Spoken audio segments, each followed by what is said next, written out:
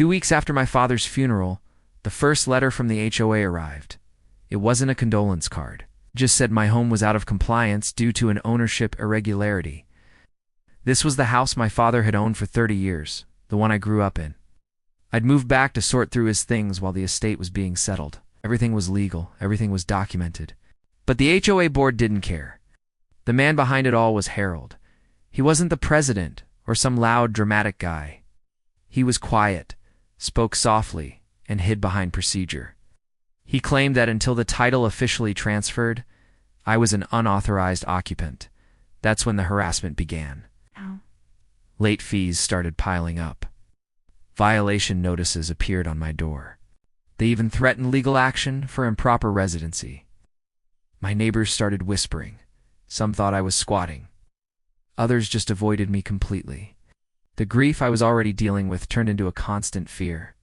I was terrified of losing the last place that still felt like my family was with me. I begged them for a little more time, a little compassion. They refused. That's when I decided to fight back. I sat down and read through the HOA bylaws. Every single page, line by tedious line. And there, buried deep inside, was a clause nobody ever talked about. It stated that in the event of a death, heirs had a protected occupancy window of up to 1 year, regardless of the title transfer status.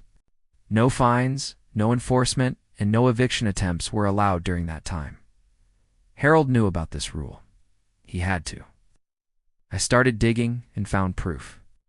I uncovered old records where he had cited that exact same clause in a case years earlier, but now he was conveniently ignoring it. I gathered everything. Past enforcement records, emails that showed his selective interpretation, and all the documentation proving I was the legal executor of the estate. I didn't waste my time going to another board meeting. Instead, I sent the entire package directly to the HOA's lawyers and copied the state SHOA oversight office. The response was almost immediate. All the fines were withdrawn, enforcement actions were voided, and the board issued a formal, written apology admitting to their improper conduct.